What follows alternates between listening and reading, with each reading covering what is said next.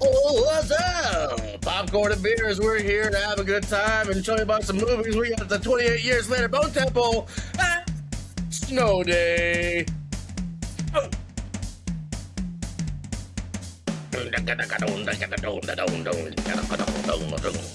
It really needs something like it needs something. Well, welcome back, Popcorn and Beers, where some use tomatoes and others use thumbs. We use that stuff that is really just water with a nice can. Oof.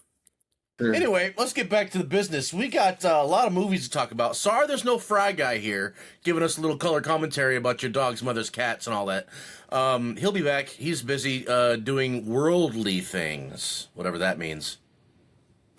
28 years later, Bone Temple. Yep. Is it still around? I mean, is the franchise gonna do 28,000 years later? What's gonna happen next? Jordan, let us know. Well, to answer that question directly, it appears so. Oh, it appears that so. Look, okay, 20 years Bone Temple. I was weirdly I had some anticipation for this one a little bit. 28 years later was interesting. It was a good entry into this.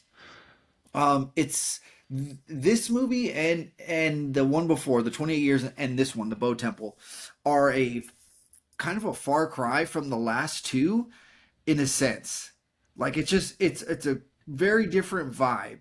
Okay. It's gore, right? As most zombie movies kind of are, as the other 28 series movies are, gory zombie, right?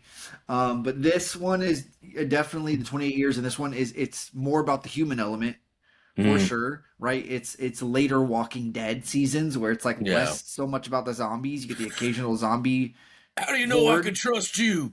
Yeah, I can't trust you. Exactly, kinda, yeah. So it's weird. It's a weird movie to describe. Okay, it's gory and it's absolutely ridiculous, right? With if you watch 28 years later, you got the Jimmies at the end, and so this movie is very centrally focused on the Jimmies, right? This cult of tracksuit wearing, blonde wig wearing Sadists, yeah. They are, they worship this guy, do whatever he says. Some of them are kind of they just do it out of self-preservation. Like they don't want to be on their own and they feel a sense of protection in numbers and all of that. Right. So it's gory, it's ridiculous, but it's also kind of artsy and cerebral. Like just, there's a lot of, stuff about cults and about religion and about loneliness and it's interesting, right? Especially from Ralph Fiennes, whatever his name is. Did I even say it right? I don't know. I never say it right. Voldemort, yeah. Especially from his character, right? Because it's also pretty centrally focused on his character. We get no Aaron Taylor Johnson, right? The dad from the last one. Spike is in this a lot, right? He gets as you know from the end of the last one, he gets drawn into the Jimmy's orbit. And so you don't get anything beyond the Bone Temple, which is Ralph Fiennes' character's thing he's got going on, and the Jimmys. Okay, there's the most epic scene. Like I don't want to spoil it, but let's just say some Iron Maiden is involved. Oh, and I don't know what award Ralph Fiennes would earn for this performance in this scene, but he deserves something for it. Just for a scene. The whole movie is fantastic, but it's not like award bait style stuff. I don't know. Right. Is it? Maybe. I don't know. Just typically a performance in a movie like this doesn't really get you nominations. Right. But man, this scene, he goes balls to the wall, right, to do something in this. And we mentioned a lot in 28 years later, there's a zombie, a particular one who's called the Alpha, right? And he's known as Samson, and he constantly has his jumbo wiener out, Oh yeah. right? Yeah, he's nude, and that you get more of that, like more, like I people ask, I don't know, is that the review? Did they read the reviews in the last film and go, you know what? I think people want to see more wiener, you Are we know? gonna get more wiener or not? Yeah, you get more. It's a lot more. So be prepared for that.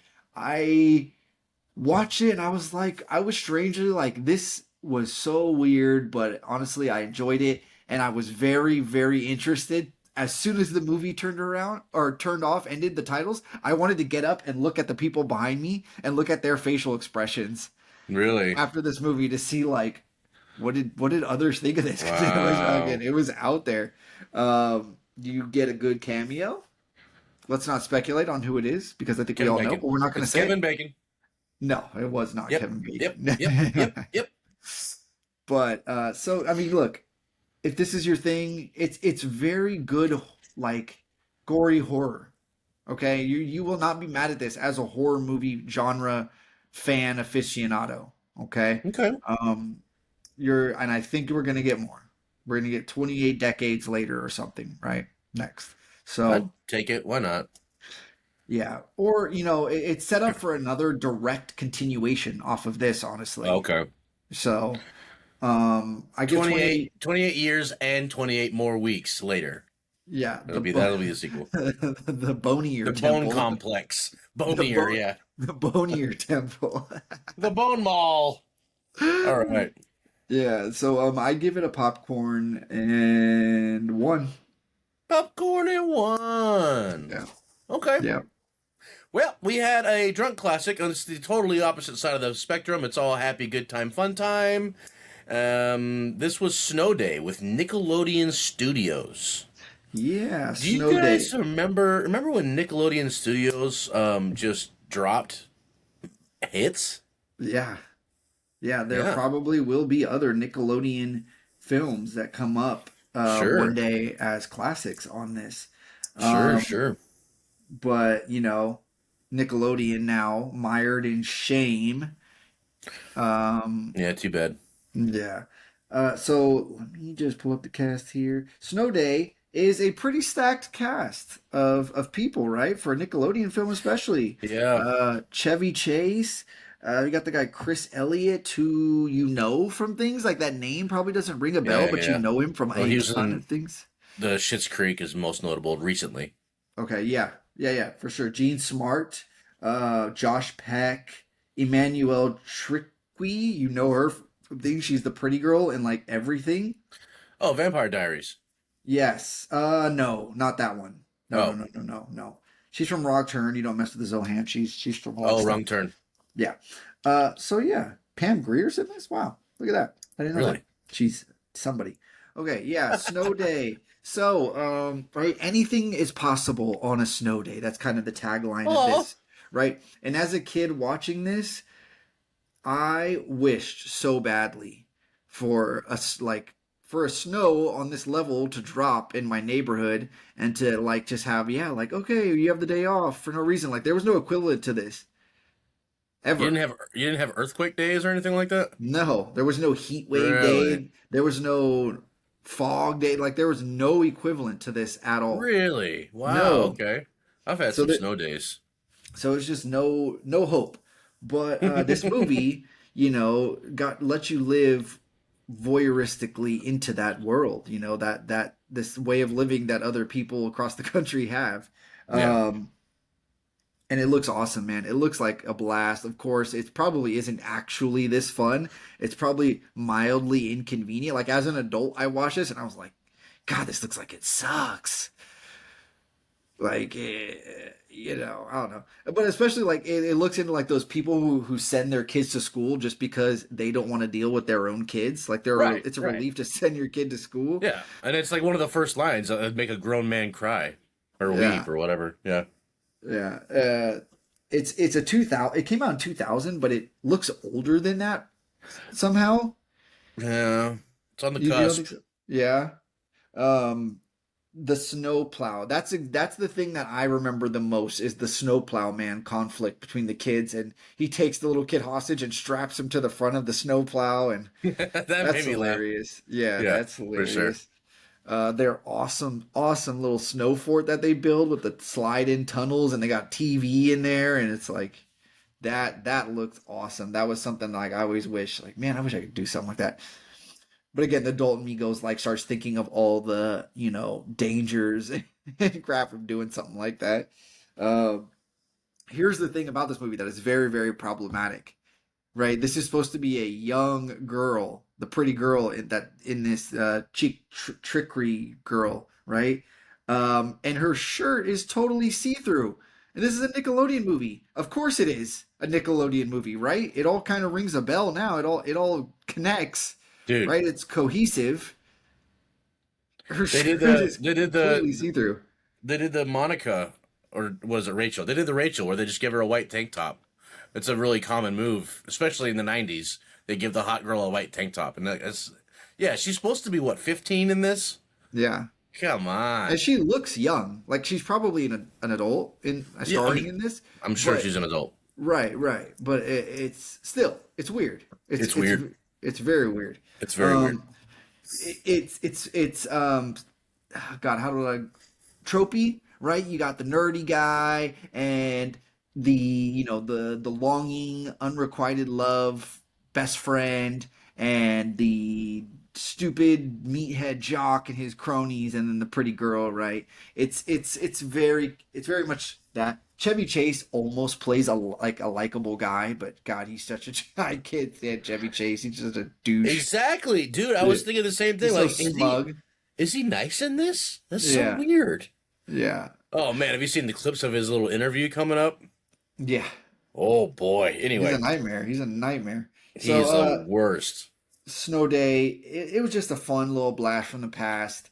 I was almost like at times I got lost thinking like this is a kids movie because it's kind of Mm. it's got stuff for everybody, Yeah, right? yeah. So I give Snow Day a popcorn. It's a You fun got movie popcorn? though. It's a good movie though. It's fun. Yeah, You got popcorn? it's decent. I liked how the music was definitely very 2000. Yeah, it was I loved bad. it when I was like, when they finally announce it's actually a snow day. It's like 1, 2, 3 ska music. Oh yeah, yeah. No, no, that music was good, but like the little singy song that she does, the girl, right? Yeah, yeah, yeah, yeah. That was terrible. But like the soundtrack is excellent. The soundtrack to this Yeah, is it's just amazing. very, very timely though, for sure. Yeah, yeah. Yeah. So like Fry said last week, when this came out, I was too cool for it. I would think I was eighth grade, and I was like, I'm not gonna go watch that movie specifically because when I'm walking home from school and one of the little kids said, "You gotta go watch Snow Day," and the little kid's describing Snow Day, and I'm like, "Yeah, okay, this is a good little kid movie." And then he mentioned Snowplow Man, and me and my Yeah. buddy couldn't stop laughing that there was a character whose name was Snowplow Man. And of course, in middle school, I'm like, "Oh, this is little kid stuff," you know. But what an idiot I used to be. Hopefully not anymore. I'm still an idiot. But yeah, this movie was very enjoyable. And if I would have saw it back then, it would have been right up my alley because it's like got the whole romancy thing. I was that idiot kid who over romanticized stuff. And it's definitely one of those movies we've talked about it before, like Hubie Halloween or whatever, where the sense of time makes no sense whatsoever. Like, if you're having a snow day, pick one of those activities. You're not going to go to the diner and make a fort and chase the vice principal around. Like, pick one activity. That's your day. You don't Yeah. get to do 10 things. A lot of movies do that, especially like summer epics or teen movies. Like, all these different events happen in one day, like in a Yeah. 6-hour period. No, no. But that's a movie, so who cares? And the movie's fun. Like, Chevy Chase is somewhat likable. All the characters are likable. Nothing's too over the top. It's silly. It's fun. It's for kids. It's a dumb teen romance film, but it's for a younger demographic, and I think that makes it kind of adorable. It's just a fun movie, and yeah, it romanticizes the snow day.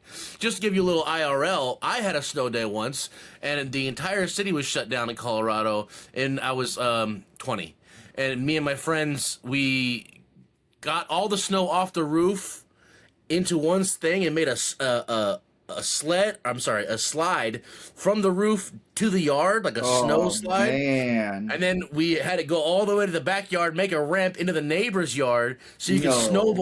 snowboard off the ramp, and then ramp over into the neighbor's yard. And the next door neighbors were snowboarders, so like we were just doing that all day. I didn't snowboard because I don't know how to do that, but I was drinking a lot of beer, and I helped make the ramp. Yeah, snow days are awesome, and having them as a kid was a big deal. It's just like the greatest thing ever. Is they really brought that memory back, and that was nice. And then That's awesome. the two in a row, awesome. Yeah, Yeah. I like so much about this movie. It was very fun, and then the little action figure thing was a fun surprise, like goofy. Yeah, Yeah. I give it a popcorn one. Honestly, I Nice. was surprised. Hell yeah, dude. So, so that's what's up. We got some real other types of movies and shows to watch. So why don't you give me something, buddy? Yeah, I watched a new documentary on Netflix called Cover Up. Okay, this is about controversial, but not really, right? I would say a very dutiful, proud American by the name of Cy Hirsch, Seymour Hirsch. He is a writer, he's a journalist who has worked for the New York Times, the New Yorker, tons of other major publications, and he has been responsible for the publication of many of the most controversial stories, events, moments written about in the press in, that really, very, really, really controversial period of history where just everything was controversial. He wrote on the My Lai massacre in Vietnam. He wrote on Watergate, right? He's the one that blew the lid open basically on these things. The regime changes going on in South America that are still going on today. He's still writing about it. I'll get to that, right? But yeah, the regime changes in Cuba and Venezuela and all these places. He wrote about MK Ultra. He wrote about Wow. even as recently, he's still alive. He's still going. He wrote about the Nord Stream pipeline thing, Abu Ghraib, all of this, right? He broke a lot of these stories. You look like you had something. Well, I was just thinking, like, when do you stop doing your job? Like, when do you burn out from something like that? Right. Yeah, Yeah, for me, he I'd be like, I mentioned do like that. 3 stories, and I'm like, okay, I gotta quit. This is enough. Right. And Like, his nerves must be shot. he does mention that it's pretty traumatic for him. Like he cries a lot, quite a bit in this, as like a Oh, journalist, kind of hard-nosed journalist kind of guy. cool. Um I mean, not y- cool, but yeah. And throughout this, he's picking up phone calls during this documentary and he's discussing like with his secret uh, sources and stuff. He's discussing, people calling him from Palestine, from Israel, reporting on what's going on. People calling him from Ukraine and Russia, telling him what's going on, and he's like taking notes and stuff. Right, so mm, he's still very much on the job. He's old, so he's a very kind of curmudgeony, very secretive, very hairpin kind of. He gets very paranoid throughout this. Like he tries to quit mid documentary because wow, he gets very paranoid discussing some of the things he's discussing, right? wow. He talks about a moment he was famously duped by a forger of letters from JFK to Marilyn Monroe. He got wrapped up in this counterfeit kind of scheme where it kind of very much damages his career, his credibility as a journalist. That people were the kind of chicken hawk war hawk people. Today's right wing kind of people were kind of itching Hmm. for, right? Like you're an Finally got him. un-American. You Yeah. hate America because you hate the troops because you're reporting on them friggin' torturing people in prison, things like that. Um, because he does this a lot. He goes on C-SPAN and he just lets people call in and they just thrash him. They threaten him, right? They do all kinds of stuff. And he just kind of sits there and is like, who are you? Wow. I'm more of American than you, honestly. Right. Um, he is, Wow. hated by his peers, his fellow journalists. it's yeah, he's kind of got a very isolated sort of life, but he's doing like the absolute best thing he can do for the country. Um, and the most shameful thing about it is like, especially when they're going into the Abu Ghraib stuff, is Donald Rumsfeld, right? Or I don't know what he was exactly in the government. Like, was he Oh, Secretary of he was Defense? the Secretary of War Criminal Doing. Yeah, exactly. Um, Arguing the difference, right? Because they have him up on, he's not actually in the documentary, but he's, they're showing clips of him in press conferences and he's arguing the difference between abuse and torture.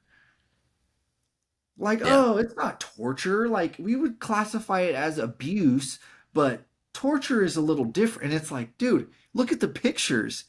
It's disgusting, it's haunting. Ugh. But this was a really interesting documentary, especially for, um guy like me, a history kind of uh, history buff, you know, into the government's wrongdoings kinds of things. Like I Yeah, like to hear about all this. obviously. I give this a popcorn and two. Popcorn and It was two. it's kind of boring-ish stuff, but it flowed and I was on the hook the whole time. Okay. Yeah. Well, you like the history stuff. You like all these kinds of things. You're a teacher. I'm not sure if our audience knew that. Yeah. Maybe you can give us a window to once in a while you bring out the old TV. What are you Yeah. showing the kids these days? Oh boy. Keep in mind when I show anything, I have 6 class periods a day. So when I show anything, I have to show the same segment of whatever we're watching. I have to watch it myself 6 times in a row.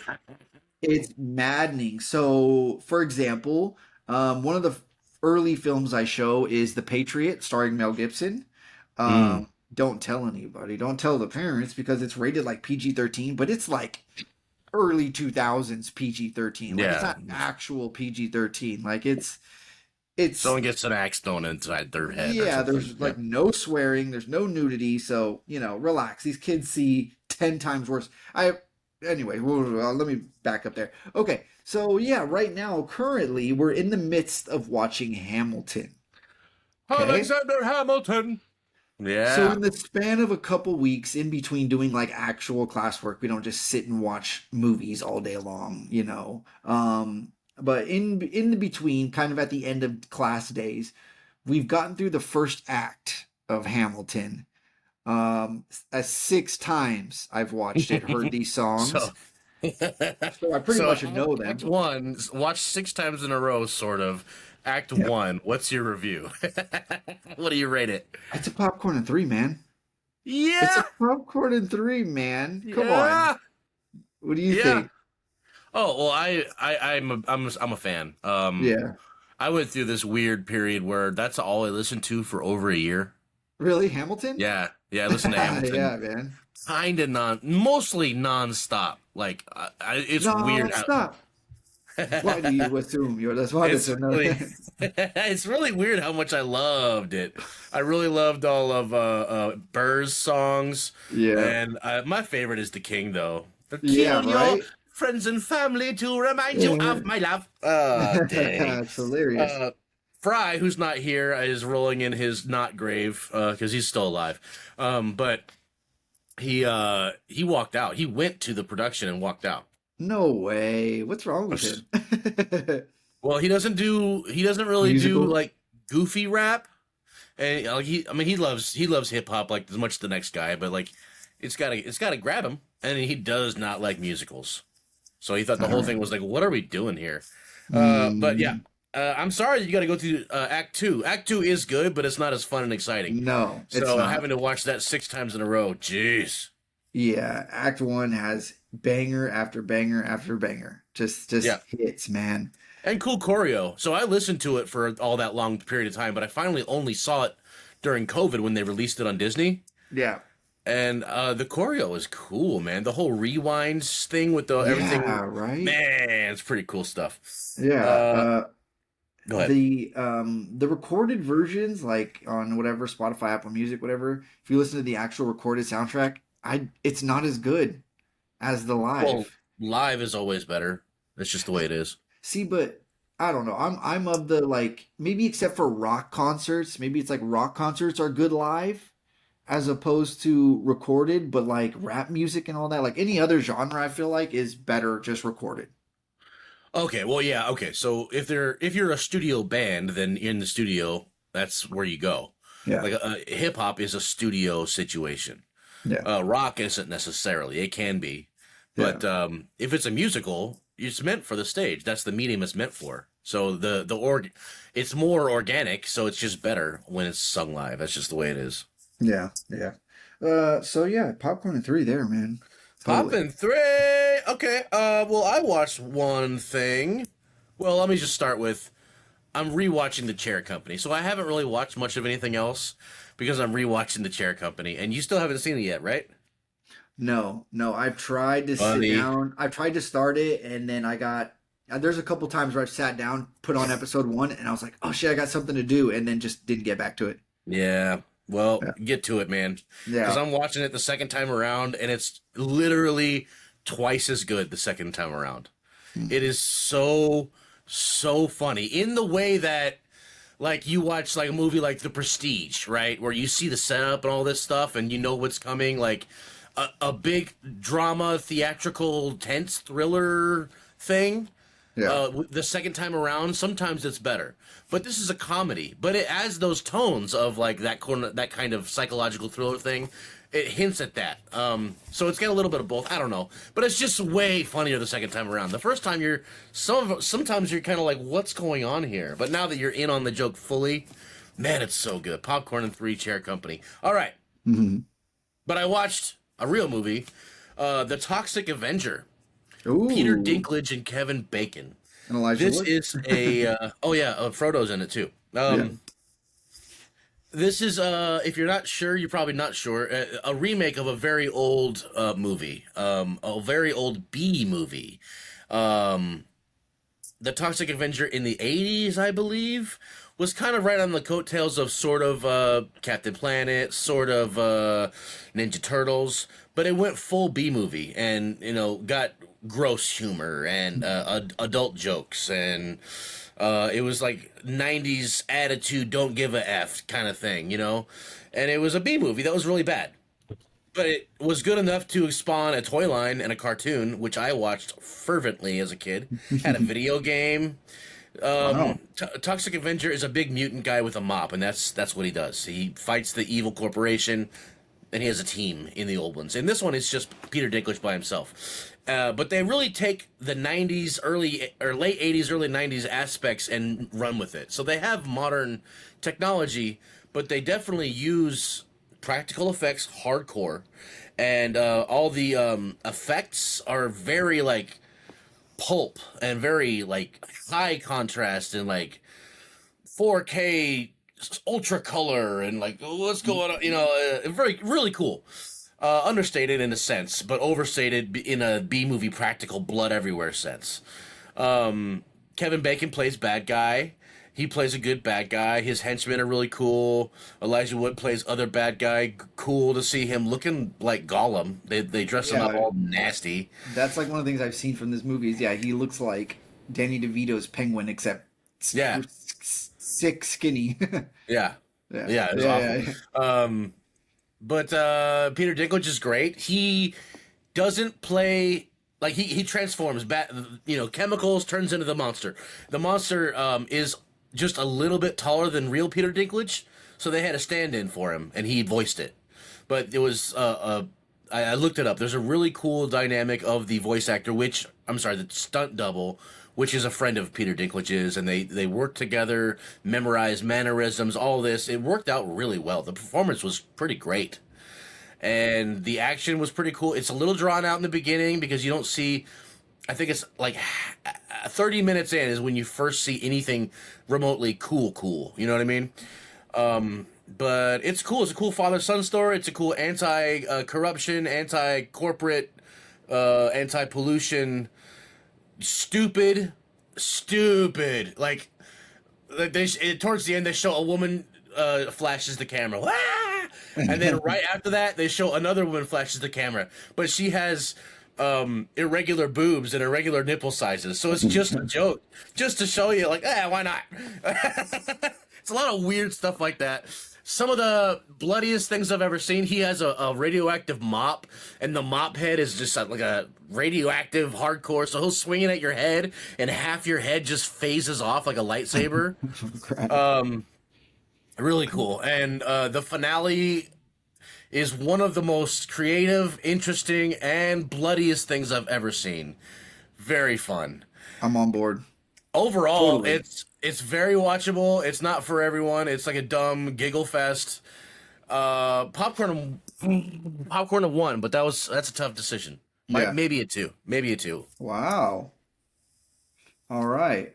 I watched a stupid jail series on Netflix. It's season 2 called Unlocked. Okay, Unlocked, a jail experiment. Now I did review season 1, I think a long time ago.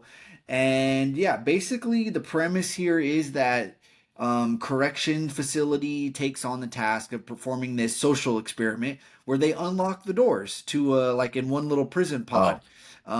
This one happens to be in Arizona, where they have some hardcore jails and prisons, and it's hardcore separated into racial politics and all that. And they unlock the doors and they kind of let them roam free and see what happens. And they get it starts off rocky, and then they start to do get a little bit better under the threat of having this freedom taken away. And then they offer them more freedoms, like free phone call, which is like it's pretty barbaric. Like, come on, give these people free phone calls. Is it? You guys want a Twinkie? You can have a Twinkie. Just various ways, incentives that they get them to behave. And honestly, like, there's some feel good stuff in there, right? There's some guys that like some likable inmates in there, that are just in there for like minor drug offenses or things like that. And you feel for these guys, you kind of connect to them a little bit. But then there's some guys that are like, that guy's a demon. Like that guy is where he should be. He doesn't have human emotions. No. That guy is where he should be. But the thing that gets you is like the sheriff and the COs, they don't get to see, I don't think they see the film crew footage, right? Because they're getting everything. They got cameras everywhere, and they're like have human bodies in there, and they're catching everything. And I don't think the COs have access to that because they're doing some stuff that's like wild. And the sheriffs are like, "Hey, I hope everything's going on in here. We're going to give you another incentive because you guys are doing so good." And you're like, "No, they aren't." No, they aren't. They're definitely not. The sheriff is a freaking goober, by the way, right? This Arizona guy. And you're like, buddy, I don't know. Your political career may be short because when people see this, when people this is like direct ammunition for somebody running against you for sheriff in the next election. Like, you're screwed. Well, yeah, I mean, he's a dummy in the first place for accepting a job on camera to do a prison experiment. Like, yeah, I think you want to retire after this, dude. Yeah, I'm like, is there like a lot of? I don't imagine in Arizona there being like a ton of liberals, especially in the place where it takes place, because it's like Mesa's Arizona or something. I don't know. Yeah, right? Mesa. Yeah, where it's like prison town USA. Like there's like 3. The state prison is there. The county jail is there. Like it's like the whole town area that they're in is just. It is the Arizona prison industrial complex takes place there. Singularly. So I'm just like, I don't imagine there's a lot of liberals kind of in this area. So like, I don't know. I guess it's a very selfless act because, I mean, you do get the sense that a lot of people benefited from this and there's a lot of growth in a lot of guys, I don't know. Okay. Yeah, okay. I mean, I could just be, what's the word I'm looking for? Like easily fooled for lack of not knowing. Yeah, maybe. Yeah. So yeah, I give this show a popcorn in 1. It's interesting. It's a good watch. Okay. I mean, if you're into these prison shows, lockdown and all this crap. Bikes! Yeah. I think we got one more, Bob. Yeah, it's my last one has been already reviewed twice, so this will be thrice. Black Rabbit, right? This Jason Bateman, Jude Law. Yeah. It's got some award buzz, some Emmy buzz, and all that. I'm not sure for who. Probably Bateman, I'd Probably assume. Damon. Probably Yeah. Bateman. Right, and he's fantastic, man. And the slick talking, Fuck up. cursed, yeah, the fuck up guy who can't get out of his own way. It's a drag. Like, I'm not gonna lie. Like, the first, what is this, 8 episodes? The first Yeah. 5 episodes, it's all a drag, to be honest. But the first 5 episodes are like, it was hard to get through. Like, I did not want to watch another episode. It was pretty tough, man. Yeah. Yeah, There's family feud or family struggles like just splayed open, and like there's no relief in sight. Like, we're just gonna deal with this yeah. dysfunction. It's one of those shows where there isn't really a likable character. Everybody is trying to fuck somebody else over, Yeah. like to some extent. You know what I Yeah. mean? Somebody is being thrown on the train tracks. Like every Yeah. episode, It's like ambition or greed or go and all of that. misplaced loyalty. There's a lot of themes there. Yeah, for sure. I liked how they did it though, where at first it kind of sets up that Jude Law is the brother who got it right, but Yeah, you quickly find out like no, they're both different kinds of uh weasels. I don't know. yeah, yeah, yeah. But yeah, no, the last 3 episodes, man, takes off. Like I was like, whoa, it got really, really good. Yeah. Starting from the episode, right? And maybe this is like a trope that I just like a lot is when they show the same day from different people's Mm. perspectives, like a dramatic scene from Yeah. different people's perspectives, each time adding a little bit to it. I Yeah. love that old plot trick, you know? I That's really really like that, especially when yeah, you make it work, and they definitely made it work this time around. yeah. Yeah. The chase scene was really good. The car chase scene. Yeah, Um. multiple chase scenes throughout this, Yeah. right? Yeah. They're constantly getting chased around. And it just goes to show you, though, like, people are not cut out for this lying and flying kind of lifestyle. Like, Jude Law, he's very, very bad at it. He's good at it, but he's bad at it. It's weird.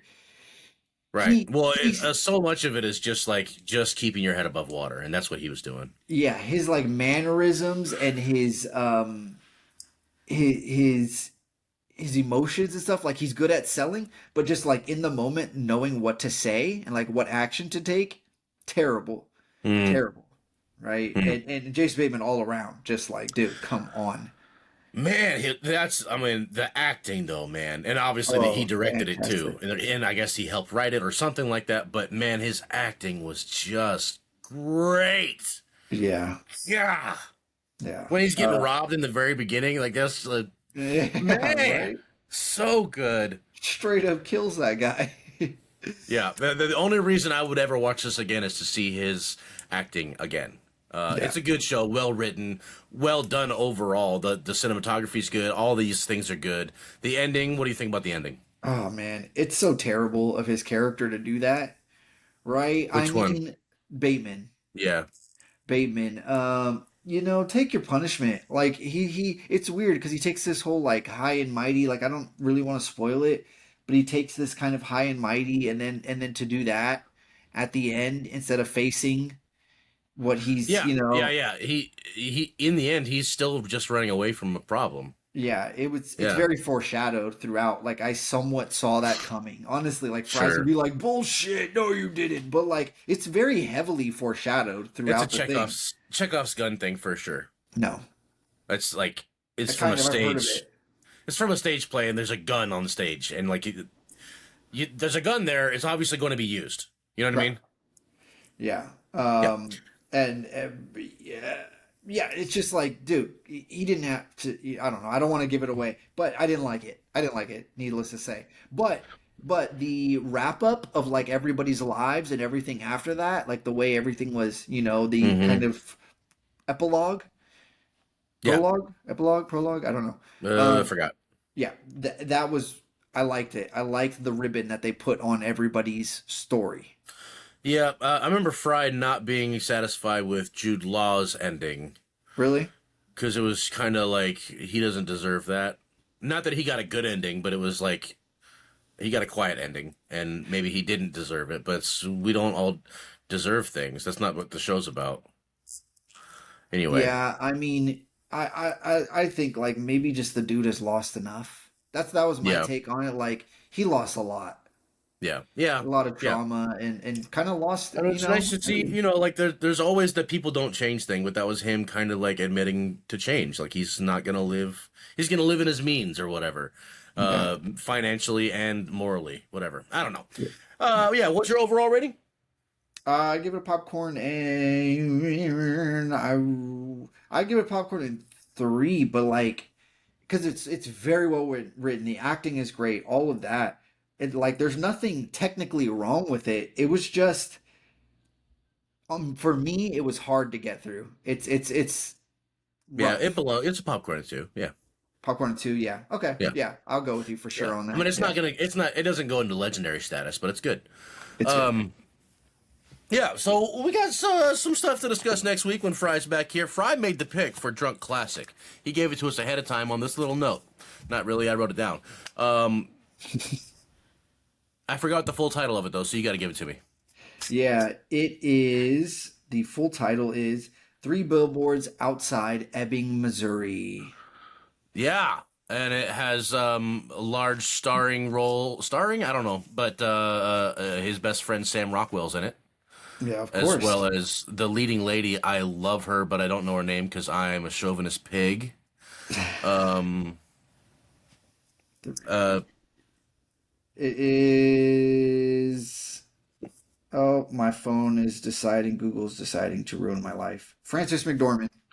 Frances McDormand is, I think, leading role. Is that right? Have you Mhm. seen it? I haven't seen it. Oh, I've seen it a few times. Woody Harrelson, Peter Dinklage, Samara Weaving, like, and then just like a laundry list of other people you recognize. Carrie Condon, like, Come on.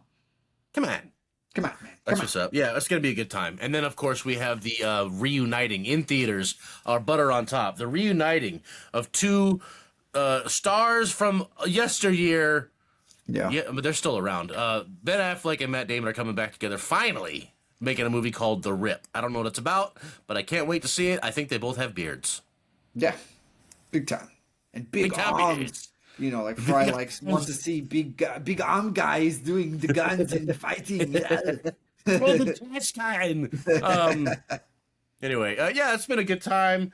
We'll see you next time, Fry. And everyone out there, thanks for liking, subscribe, blah, blah, blah. We'll see ya at the movies. You get the popcorn.